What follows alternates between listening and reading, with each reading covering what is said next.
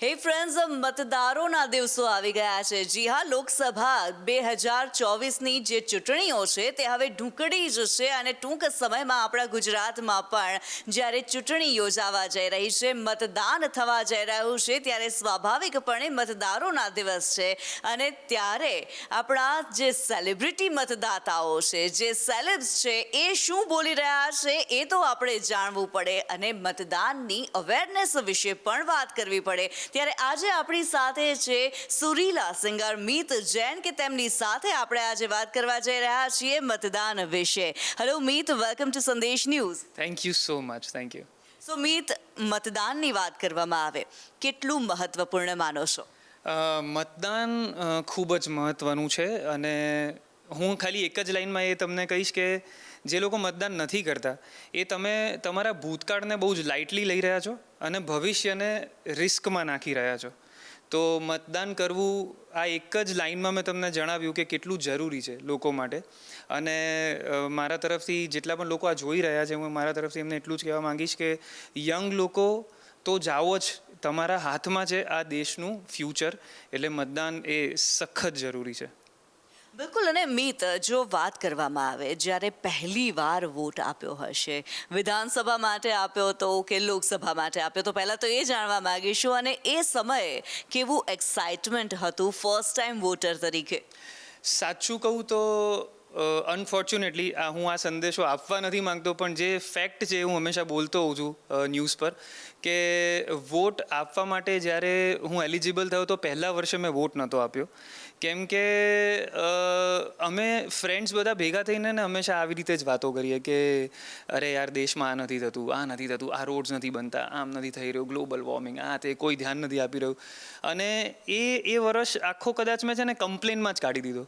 પણ આવતા વર્ષે મને ખબર પડી કે કમ્પ્લેન કર્યા વગર અને હું વોટ કરીશ તો કદાચ હું દેશની પરિસ્થિતિને બદલી શકીશ. અને એ વર્ષે પહેલો આઈ થિંક લોકસભાનો જ વોટ મેં આપ્યો હતો અને that's how my journey of voting start. તો યા દેટ્સ થોડીક જો સુરની વાત આવે, કારણ કે મીત અમારી સાથે હોય અને સુરોની વાત ન થાય, પરંતુ એમાં પણ જો ઇલેક્શનનો રંગ ભળે. મીત, તમારી પાસે કંઈ એવું છે અમારા દર્શકો માટે કે જે મતદાન માટે સ્પેશિયલ છે? 2019માં મેં એક વોટિંગ અવેરનેસ માટે એક સોંગ બનાવ્યું હતું. ત્યારે મને એવું લાગતું હતું કે યંગસ્ટર્સને જાગૃત કરવા જરૂરી છે. ત્યારે મેં એક સોંગ બનાવ્યું હતું, એની હું 2 લાઈન ગઈશ. મૌકા આતા હૈ નહીં બાર બાર યે લौट કર, गर्व से तू उंगली पे डन वाला डॉट कर, तू वोट कर, तू वोट કર. વાવ, સુપર. અચ્છા, ફનની વાત ચાલી રહી છે, સુરોની વાત ચાલી, પણ હવે એમાં થોડુંક જો ટ્વિસ્ટ લાવીએ તો મીત, પરીક્ષા આપવી કેવી ગમે કે ન ગમે? અરે યાર, પરીક્ષા તો લેખિત તો આપી દેતો હતો, પણ વાયવામાં બહુ બીક લાગતી હતી. અચ્છા, એક કામ કરીએ તો રેપિડ ફાયર ટાઈપ્સ અથવા તો ચિટ્સ ઉઠાવીને જ્યારે ક્વેશ્ચન આવતા હોય, અચાનકથી જ કોઈ ક્વેશ્ચન આવી જાય ને એમાં પણ ઇલેક્શનને લગતા ક્વેશ્ચન હોય, તો મીત શું કહેશે?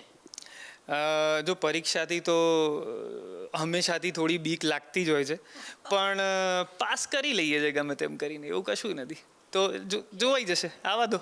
પડશે એવા દેવાશે એવી ફિલિંગ અત્યારે મીતની છે. તો મીત માટે થઈને કેટલાક ક્વેશ્ચન્સ છે અમારી પાસે, અને એ ક્વેશ્ચન્સ જે છે એમાં એક ટ્વિસ્ટ એ છે કે ક્વેશ્ચન પણ મીતે જ સિલેક્ટ કરવાના છે. મારી પાસે કેટલીક ચિટ્સ છે. આ ક્વેશ્ચન્સમાંથી કોઈ પણ ક્વેશ્ચન્સ, 5 ક્વેશ્ચન્સ તમારે સિલેક્ટ કરવાના છે અને એ 5 ક્વેશ્ચન્સમાં જે સવાલ હશે, જે ક્વેશ્ચન મને નથી ખબર કયા ક્વેશ્ચન્સ છે, એના આન્સર તમારે આપવાના છે. ઇલેક્શન જીકે કહી દો, જનરલ નોલેજ, ઇલેક્શનને લગતું, આપણા દેશને લગતું. જો ભાઈ ના થાય તો કોઈ જજ નહીં કરતા, બરાબર? હું બી માણસ જ છું અને મારાથી બી ભૂલ થાય, પણ કરીએ તે. ચાલો, ઓકે, તો પછી હો જાય. ચલો શુरू કરતે हैं. First one. લખ્યું છે, કયા રાજ્યમાં સૌથી વધુ લોકસભા સીટ્સ છે? મીતને ખબર છે. ઉત્તર પ્રદેશમાં છે. યસ, પણ કેટલી સીટ્સ? એ મને ખ્યાલ 56. 80. 80 સીટ છે. ઓકે સોરી હા એટલે એમાં લખ્યું નથી પણ જેટલું લખ્યું છે એનો જવાબ મેં સાચો આવે ઉત્તર પ્રદેશ બરોબર. હવે બીજો ક્વેશ્ચન. લાવો ટ્રાય કરીએ. લોકસભા ચૂંટણી લડવા માટેની લઘુત્તમ વય મર્યાદા કેટલી છે? લડવા ઇટ્સ અ ટ્રિકી ક્વેશ્ચન. મતદાન કરવા માટે નહીં, લોકસભા ચૂંટણી લડવા માટેની, કોઈ પણ ચૂંટણી લડવા માટેની જે લઘુત્તમ વય મર્યાદા ઓછામાં ઓછી કેટલી એજ જોઈએ?